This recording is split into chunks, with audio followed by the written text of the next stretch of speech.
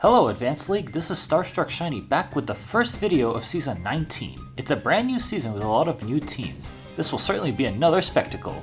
In this video we have Lighthouses aka Diogo from the new Huntail X Hunters team. He is facing against MD Pepper aka Kiru from the Wishing Star Jirachis. This is literally the first match of week 2, let alone the first set for my team. Join me for the wild ride as I flip through the replays. So we have a pretty standard opening sequence where each player takes turns scaring out the other Pokemon. By the way, I'll be using the players' 2 names interchangeably.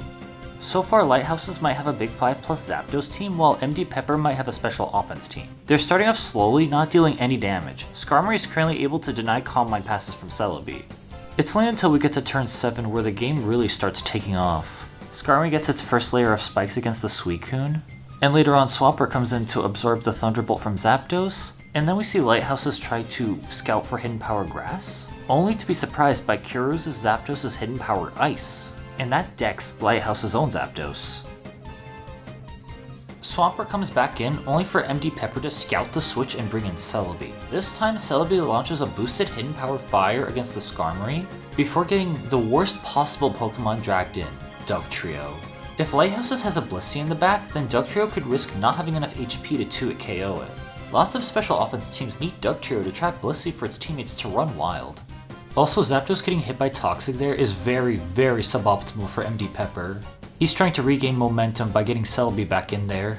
Things get worse for MD Pepper when his Celebi tries setting up with Calm Mind, only for the Tyranitar to use Hidden Power Bug. He thought he needed to take the risk for offensive pressure.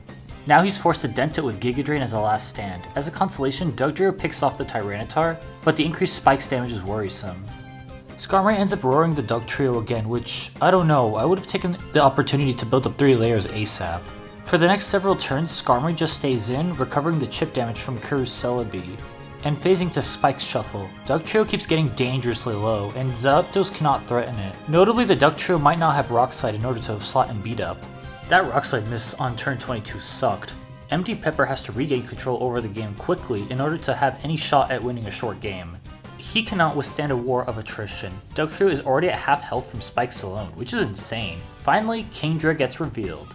Luckily, Rain can be set up here now that Tyranitar is removed. Now, instead of roaring, Skarmory gets more spike slayers as Kingdra tries to deal as much damage as possible. On the last turn of Rain, Kingdra thuds into Starmie with Surf, dealing half health. Ice Beam connects and Kingdra gets frozen. But luckily, Lumberry procs and the Rain is back up again. You'll see later that this is significant. Next turn, Kingdra jumps the Starmie with Hidden Power, forcing Swampert to stall turns. Now that Kingdra's Lumberry got eaten prematurely, how can it even eat berries when it's encased in ice? It gets put on a timer to Toxic, and even though Swampert's only direct attack is Surf, it can still stall Rain turns with a Plum. Even though Kingdra revealed Hidden Power Grass, Swampert made it out alive with 1/3 of its health.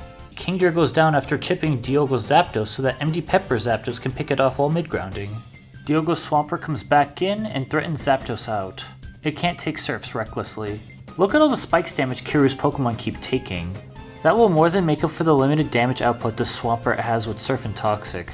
Given that Lighthouses has fewer tools to deal with Suicune, MD Pepper can start setting up on this passive Swampert, rest up, and go for a last-ditch sweep. Lighthouses has to switch out into Jirachi, and never mind, this Suicune does not have rest. It just dies to poison. Now what can MD Pepper use to win? In response, he thankfully has enough HP on Dugtrio to switch in and finish off the Jirachi. Sure, Skarmory comes in, but Dugtrio is no longer needed, so it can just waste a turn and just be used as death fodder later. This sets up an ideal endgame for the Zapdos. First Zapdos catches Swampert on the switch, and then Baton passes to avoid the Toxic stall. This Swampert is still hanging on by a thread, and it managed to get a sizable chunk out of Zapdos with Surf. Luckily, Metagross is in good condition to pick up the slack. It finishes off Swampert, who tried to go for Double Protect, with Earthquake. Oh my god, this Metagross missed Rock Slide again. That's like 0 for 2 this game. All Skarmory can do is roar, and Zapdos takes the final kill with Thunderbolt. That was a very close game. It was just short enough for MD Pepper to eke out a win. A few more turns of Toxic and Zapdos would have been unable to rain down offense. Both Dugtrio and Kingdra dismantled Lighthouse's defensive integrity, making the remaining attackers just as threatening even without Boost nor the Rain. If Lighthouses brought an offensive Swampert, it would have had easier matchups against MD Pepper's Suicune, Kingdra, and Zapdos. When you only have Surf and Toxic for coverage, you lose far more matchups than you'd otherwise should win. There's more I want to say, but this video is going to be pretty long. You saw me speed up the footage by a bit. There are too many turns to do a play-by-play. Let's move forward to game 2. In this game, Lighthouses leads off with Tyranitar, and interestingly enough, MD Pepper leads with Blaziken. Blaziken is a moderately fast lead, just like Medicham, but unlike Medicham, Blaziken can launch special attacks against Pokemon like Skarmory, Metagross, and Zapdos. Its main niche is having a good matchup against the Skarmory plus Blisseycores that are omnipresent in this tier. It's possible for Lighthouses to have both of those Pokemon, so Blaziken could have a really good matchup into this team. Regardless, Blaziken forces Tyranitar out into Swampert, and notably this one has Brick Break and Layu of Sky Uppercut. Especially for Blaziken, who doesn't have a particularly high attack stat compared to Breloom or Medicham, you kinda need the extra power of Sky Uppercut. Even more notably, we see a double switch to Cloyster from MD Pepper and an Aerodactyl from Lighthouses. Aerodactyl being switched into Blaziken at such an early point in the game is a bit concerning, especially if Aerodactyl ends up getting forced out, causing Lighthouses to lose a lot more momentum. I skipped over a couple of turns, but mainly Skarmory set up spikes, and now Blaziken's trying to focus punch something on the switch. Swampert is taking an uncomfortable amount of damage here, notably. A late game cleaner could happily take advantage of that. Swampert takes a lot of damage from Hydro Pump, but luckily Cloyster is able to both set up spikes and Rapid Spin spikes. Skarmory does switch in while Cloyster goes for the Rapid Spin just in case Cloyster actually went for Explosion or something. Cloyster is usually faster than Skarmory, so it can pretty much set up as many layers as it can while Rapid Spinning away the spikes. Unfortunately, Lighthouse's Skarmory does not have Drill Peck but instead Toxic, so Cloyster does get 3 layers and— never mind, Cloyster goes for Explosion instead of Rapid Spin. I guess MD Pepper was content with 1 layer of spikes after all. Blaziken comes in to threaten out the Skarmory once again, and Swampert switches in to Blaziken yet another time. And Blaziken uses Overheat. That is a pretty spicy move tech, not gonna lie. It's funny how that in this game, the Hoenn Fire Starter managed to almost single-handedly take out the corresponding Water Starter. Celebi switches in to exploit the special attack drop, and Blaziken stays in spite of the Leech Seed. No, that Overheat missed. But no, Kiru is not giving up just yet. He predicts a switch with Focus Punch, and then dies to Psychic. It was an amazing attack, sacrificing itself like that, but it was the only one who went down. MD Pepper sends his own Celebi to match Lighthouse's Celebi, and he's going to start setting up Calm Mind, while Lighthouses just straight up goes for the Hidden Power Fire. Next, Swampert gets sacrificed at a very opportune moment to prevent Celebi from taking an action, and sends an Aerodactyl to go for the revenge kill with either Hidden Power Bug or Hidden Power Flying. Lighthouses knows that MD Pepper is not going to sacrifice their Celebi like that, so they are going to switch into something, and thus Aerodactyl doesn't actually have to be on the field, so Lighthouses double switches to Skarmory with Aplomb. We learned that this Metagross is actually a mixed set with Hidden Power Fire, so Skarmory takes a decent amount of damage to set up a second layer of spikes, and it takes a second Hidden Power and goes all the way down to 4%. And I think it would have been preferable to go for the third layer of spikes instead of Roaring, as the extra 9% that Celebi and Swampert would have taken upon switching in could have probably made a big difference in certain damage ranges. The Roar drags in Gengar, and Gengar revenge kills the Skarmory, although Fire Punch being the kill isn't particularly optimal because you're already kind of revealing too much information about the set, instead of if you used a common move like Thunderbolt or Ice Punch. This could give Lighthouses the implication that this Gengar only has like Fire Punch and Giga Drain for coverage. It's also likely that this information is useless anyway, so it may not even matter. You just saw Swampert blanket check the Aerodactyl, and Swampert can sort of get into a groove like what Skarmory did in the previous game and just spam Roar, shuffling spikes around. Tyranitar's Earthquake did such little damage to the Swampert, so either the Swampert's a defensive set or this is like an offensive Dragonette's Tyranitar. Lighthouses gets one more hit in before their Tyranitar goes down, and Celebi takes a second round of spikes damage to try to revenge kill the Swampert. This could matter against an endgame Aerodactyl unless that Aerodactyl had Hidden Power Flying over Bug, because if the Aerodactyl's best move on Gengar was Rock Slide, then Swampert would still have enough HP to perpetually tank consecutive Rock Slides. Either way, Gengar has to switch into Celebi's Hidden Power Fire here, and Kiru felt pressured to explode the Celebi, probably thinking Fire Punch was not going to kill at this range. Lighthouses makes sure that his last Pokemon is not revealed yet, so Kiru kinda has to risk his Metagross, and it takes such a lot of damage from Earthquake. And that Meteor Mash had to miss, of course it had to miss. And the game is over. Celebi is at half health and Lighthouses still has a Calm Mind Jirachi in the back, so there's nothing MD Pepper can do to win. Some people that are experts in this tier say that TSS teams are the most consistent team archetypes in this metagame, and I think Lighthouse's team was pretty well balanced and neutral into a lot of matchups. With that said, that team is kind of weak to Blaziken and it would have been just as weak to Moltres or Charizard, but MD Pepper didn't take enough care of his Blaziken and let it die while trying to predict a switch with Focus Punch. But even then, MD Pepper's team did not really match up well until Leech 3 attacks Celebi either. So the team versus team matchup kinda just did depend on positioning. That team was also pretty offensive oriented, but it did fall short, especially with that unfortunate Meteor Mash miss at the end. God, this Metagross can't hit any of its physical attacks for its life. So that was game 2. Game 3 is where things start to take a turn. This game is pretty long, and some of the funniest things happen here. You gotta see how this ends. This time, MD Pepper leads with Hariyama, while Lighthouses leads with Tyranitar. In this opening, Tyranitar is usually pressured to switch out, which causes the Hariyama user to use knockoff on the switch instead of a fighting move, potentially crippling something while the sand is up. However, this Tyranitar has substitute, so it can kind of stay in and not get knocked off. The tables have turned. Hariyama now gets blasted by Focus Punch. This Tyranitar is either a Viltar or a Boatar. It probably has to be a Viltar because Boatar has to run a lot of special attack and HP, I think. And a Quiet Nature would make it too slow. MD Pepper retreats into Salamence and Lighthouses makes a double switch by getting Skarmory in. Lighthouses chooses to scout the Salamence set by switching in Blissey instead of going for spikes early. Since I said this was going to be a long game, I think both players knew that was totally okay to switch instead of going for spikes early. We see another double switch. MD Pepper switches into Jirachi and Lighthouses brings Skarmory back to the battlefield. Oh, that's a huge burn from Fire Punch. At that point, Skarmory should have just stayed in on the Salamence and spiked. That means Skarmory might not be able to keep its layer of spikes forever. MD Pepper gains more momentum by using Wish on the switch. And then it used Body Slam, which means this is an Astarachi. The next couple of turns are kind of unremarkable, not gonna lie. Both players are gonna try to keep pivoting into each other's moves. The Starmie set from MD Pepper indicates that it's a defensive Starmie, and it did rapid spin away the spikes. As for both players' teams so far, I'm thinking that Lighthouses has a Big 5 plus Starmie team, whereas MD Pepper has a semi-stall team of sorts, and is very similar to a team I've used in Season 14. The Blissey has a Calm Mind set, and it might potentially be a win condition that Kiru has to prevent. I was wrong, there was a Charizard in the back. This might be another TSS team, or at the very least a mixed offense spikes team. We see Salamence pivoting into this Charizard, but this Charizard used Overheat? There's only one Charizard set in this tier that actually uses Overheat, and it's a set that's no longer used today. This Salamence also has Wish, that's pretty neat. We're now approaching the next part of the game where MD Pepper is starting to get into a lot of trouble. If a 40-something% Starmie is your best switch into Metagross, you're at the mercy of RNG. Luckily this Starmie has Recover, but one crit and it just dies. It makes trusting the Gambler's fallacy pretty difficult, as it's only a matter of time until that Metagross gets the one critical hit it needs.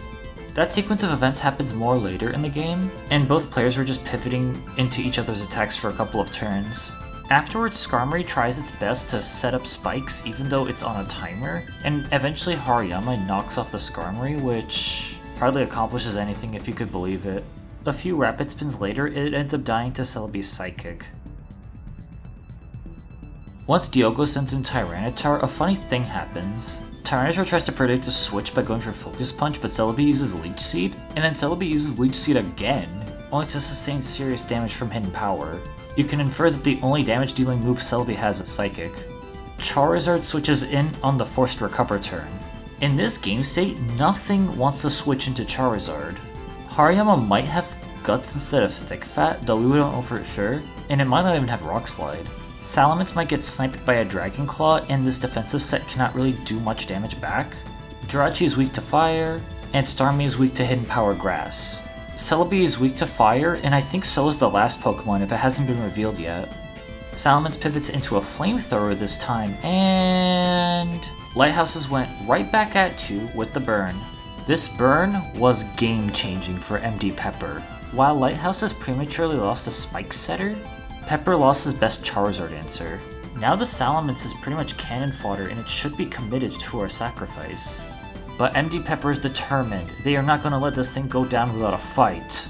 That's not all. As soon as Starmie switches in on the Metagross, it used Meteor Mash, didn't miss, and got a critical hit. Although Showdown likes to round up, Starmie had just enough HP to survive the sand. Sure, Starmie can keep recovering, but once again, one critical hit from Metagross and the game is over. At least, I think so. After a little bit of deadlocking, take a note of this turn. Starmie paralyzes the Jirachis with Thunder Wave. This makes threatening Body Slams and Fire Punch status effects on slower targets even harder. MD Pepper makes a very important double switch by getting Hariyama in on Lighthouses Blissey. Unfortunately, due to the defensive Starmie, throwing Focus Punches is pretty much out of the question. At best, Hariyama knocks off the Starmie's leftovers. At least now the Starmie has to manually heal a lot more often. Next turn, Starmie chooses to use Surf on the Hariyama, and the Hariyama responds with Hidden Power Bug. To the shock of all the spectators, MD Pepper switches out into Starmie instead of staying in and fishing for a critical hit. If MD Pepper actually got the kill on the Starmie, then he would have been in a much better position. Lighthouse's Starmie takes their sweet time in recovering all the way back to full. Nothing can really one-hit KO the Starmie, so it will just have to go down to a war of attrition at this point. PP stalling is practically out of the question too. Until turn 50, both players are in a deadlock. Lighthouses switches in Charizard yet another time, and every time that happens, it's very scary for MD Pepper. In addition, Charizard does not have to attack, even though clicking Flamethrower would be easier than spreading butter. Lighthouses can also double switch and put pressure that way too. Not that it matters here because Starmie can just absorb the Thunder Wave from the other Starmie. If you're enjoying this video so far, be sure to like, comment, and subscribe to the Advanced League. Now that MD Pepper's Jirachi is paralyzed and any type Tyranitar switches in, it can freely set up Substitute in its face. I guess not attacking the Salamence yet is paying its dividends. With the attack drop, Starmie can sort of safely recover off any damage the Viltar may deal. MD Pepper eventually breaks the sub with Surf, but gets dangerously low. He switches out afterwards, which is also dangerous. There's a double switch. MD Pepper brings in Jirachi while Lighthouses switches in Charizard. Now Salamence gets sacrificed for Starmie to come in safely and recover. Charizard's hidden power did more than half health though, so Starmie is in an uncomfortable situation once again. Lighthouses does not allow Starmie to trade, so his own Starmie takes charge. MD Pepper takes a huge gambit and switches Hariyama in on a Surf, which backfired. Lighthouses will take it gladly. MD Pepper's Jirachi continues to use Wish for some desperate healing, all the while Charizard is back for more. The Jirachi probably could take one Flamethrower on this turn, but Kiru decides to switch in their Starmie once more, and as if he needed to, Lighthouse has Charizard use Hidden Power Grass, specifically to catch that switch. But Starmie survived on 1 HP and Wish activated before Sandstorm, so it stays alive to see another turn. It's too early for Blissey to set up a Calm Mind in this game state and actually go for a sweep, so Kiru isn't really worried about that. More stalling goes by until Tyranitar is in on MD Pepper Celebi. He chooses to sacrifice the Celebi as nothing can really take Hidden Power Bug anymore. Things are just getting better for Lighthouses. In retaliation, MD Pepper had to respect the substitute and go for Brick Break, so it could not suppress Starmie on the switch with its own hidden power. With fewer Pokemon alive, pivoting and stalling becomes even more hard. MD Pepper can't afford to get to that point where he has to stay in on one defensive Pokemon and use up all of its PP while Lighthouses could switch stall indefinitely. Watch this Tyranitar switch in. What could Jirachi do? Nothing. It gets fully paralyzed again. He finally reveals his last Pokemon, Marowak, without Agility Pass. Once again, Tyranitar sets up a free substitute. But this turn, you gotta watch this. It's freaking peak. MD Pepper has been saving this Pokemon for the longest time for this. Tyranitar is tightening its focus, and Marowak uses Bone Moraine, breaking the substitute, breaking the Tyranitar, and breaking Lighthouse's heart. All the spectators were cheering on Kiru for that unexpected play. Then he rock slides the Starmie on the switch, anticipating Charizard coming in. I'm guessing MD Pepper thought that was his only out at making more progress. Though killing Starmie with another Bone Moraine would have been very nice too. What follows is a little bit more stalling, and over the course of these 6 turns or so, Jirachi gets fully paralyzed twice. Which is kind of expected, but it still hurts when you get fully paralyzed on a crucial turn. Here comes Metagross. Can Jirachi do anything this time? Nope. Oh well, gotta move on. Starmie has to come in on Metagross once again and take a huge Earthquake, and you could recover or try to cripple it. MD Pepper tries to cripple it with Thunder Wave, and the game's over. Lighthouses now realizes that his Metagross is expendable and can now explode to trade with Starmie. Now MD Pepper has no recourse against the Charizard. Jirachis could try to PP stall Overheat, but like, Charizard still has Flamethrower, so it doesn't really matter. Here's the next turn, and whoa! Overheat just missed! Now Jirachis can use an attacking move, and this Body Slam paralyzes the Charizard. Wait, Kiru might still have a chance. Lighthouse cannot take this game state for granted right now. Hariyama now gets sacrificed for Marowak to get a free entry. As you'll see, that actually didn't matter at all. I kinda forgot that Lighthouse's Starmie is still healthy enough, and Tyranitar gets sacrificed to Rock Slide here anyway. The only way Marowak lives this Surf is through a 6.3% chance, and the Starmie just got literally any other damage roll. Jirachis is the last Pokemon and it's completely helpless. Even in the best case scenario, Starmie and Blissey could just switch stall forever until Jirachis runs out of PP and struggles itself to death. It doesn't even need Charizard to use Flamethrower. So yeah, that was the final game. All of this for Huntail x Hunters to draw first blood in this week. For our team or Lighthouse's team, it takes 6 to tie and 7 to win the week. Prepare yourselves for more fun and suspenseful games. Where do I even begin with this game? It was closer than many of us thought. We were all so stoked to see MD Pepper pop off, with either really clutch bits of RNG or really cool and innovative techs, as a means of playing to literally every out he can find. I think just like with the last game, Lighthouses just had a better matchup. He was able to pressure a lot more than what MD Pepper managed to do with his stall team, and he made sure not to get his important defensive Pokemon killed prematurely. I think especially throughout the whole set, what made it harder for MD Pepper was that he got more bad luck than Lighthouses did, and if that weren't the case, some of these games would have been a little more back and forth. Even still, many of my teammates and members from other teams loved this set so much because of how entertaining it was. Maybe it will go down as a fan favorite. Congratulations to Lighthouses for his decisive victory.